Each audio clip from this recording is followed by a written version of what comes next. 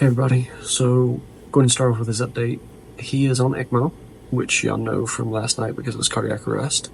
And just to kind of give you a visual of like where we are, we want to go home, so that's here. Post-op, we were here. Cardiac arrest, we got ECMO deployment was like here last night. We have gone like here today. So that's kind of where we are now. We do have some positive news. He did have some steps forward today.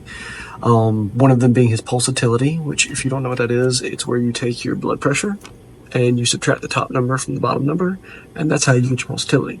So for him, he has had, throughout most of the afternoon and evening, had really good pulsatility, anywhere from like 13 to 15, which is really good.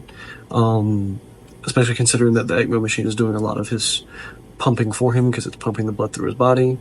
That is a good sign that his heart is squeezing and functioning, because we have also had an echo and it was showing that his function was slightly better than what it was last night when they did the echo. When they did the echo and put him on ECMO, the one that he had this afternoon looks like it's doing better. And again, it's not like he went from 0 to 100. It's like from 0 to 5 out of a scale of 100. He's doing slightly better. So we still have a very long way to go. As you saw with that little graph I showed you, like we're like way down here. We want to get here. Post-op was like right here. We are still way back here. We have a long way to go. And there are a lot of complications and pitfalls that can happen in between. But he has given us some positive signs today, like the pulsatility and like the echo and the function being slightly better. He also had his paralytic turned off today, and one of the things that we were really concerned about was brain damage, but he woke up and was moving around. He actually was just moving around a minute ago, and I was going over and talking to him. He actually squeezed my finger, which again, these are all reassuring signs of him being able to have some brain function and being cognitive. He actually had a startle reflex when the nurse was typing on the computer and jumped because she typed it like that, and he had a startle reflex, which means that he heard her. So again, these are all reassuring signs.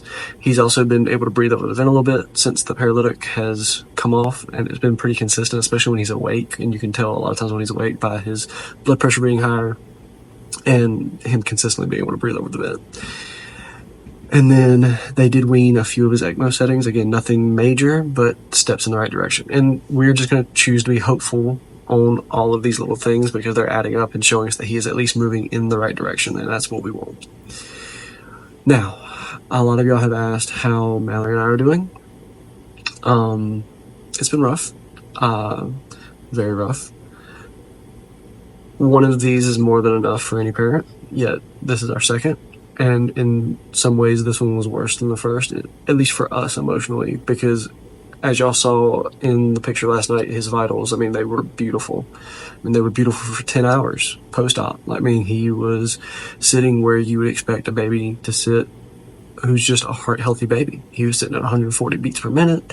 He was sitting at like a 35 pulsatility. He had good blood pressure.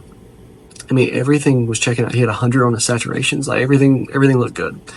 And then in about the span of about 3 minutes, it went. So if you hear that, that's the IV drip right now. So, but last night was really rough, and most of today was really rough until we kind of had some of these positive signs from him. There's been a lot of crying. There's been a lot of praying. And for those of you who have prayed for us or reached out to us, checking on us, I just want to say thank you. But that is the biggest thing right now, is just praying that he will continue to get better and that he will be able to come off the ECMO.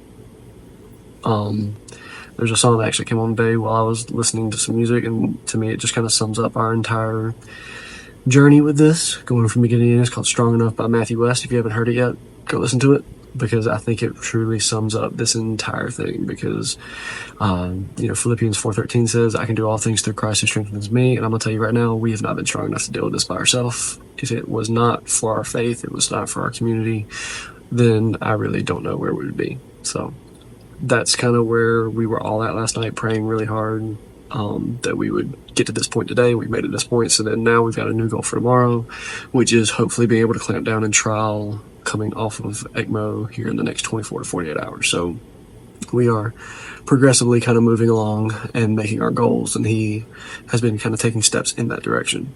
But it also was really tough because we've been running on fumes.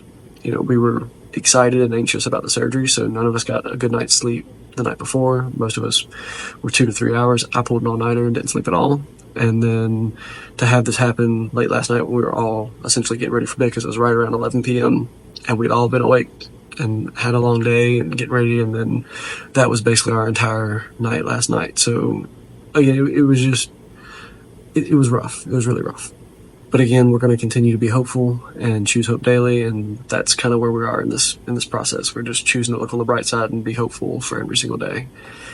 And again, I want to say thank you to anybody who has reached out. We had a big outpouring of people who have been here, checking in, drove up and checked on us today. You know, we have had a lot of heart parents today that have come by, either who have been here or who checked in. And again, we haven't been part of this community for very long, but we've had some pretty strong relationships develop in a short amount of time. And we all who are in that group understand how this can happen to any one of our kids, which I think is where it creates a lot of those strong bonds quickly. But again, just want to say thank you to friends, family, everybody who has checked in with us and prayed for us. And that's what I'm going to ask y'all to continue to do, is just pray for John David, that he will continue to get stronger, be able to come off ECMO. Pray for Mallory, myself, and all of our family, that we will be able to continue pushing through this emotionally and mentally. And then just pray for the medical team, that they will be given some wisdom and continue doing a phenomenal job, because honestly, without them, we would not be where we are now, the first time or this time. So just pray that things will just continue going well.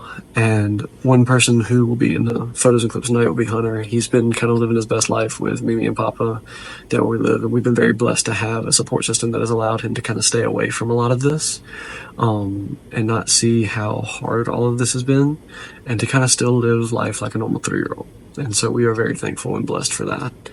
But during all of this, while he is as critical as he is, I won't be posting photos or videos of him, just because it's not something that we feel like should be broadcast with him having an open chest and things along those lines. So I will still post Hunter, because he is very happy, and that's kind of a reminder to us that the normal life is still going on outside. Like, it is interesting to be and kind of have the perspective that we're here and almost like time is almost still, and then out there life is still going on, things are still going on. Again, we are very blessed and thankful that Hunter is able to be a part of that outside world and still have his life move on and still be happy. And so we are very, very blessed and thankful for that.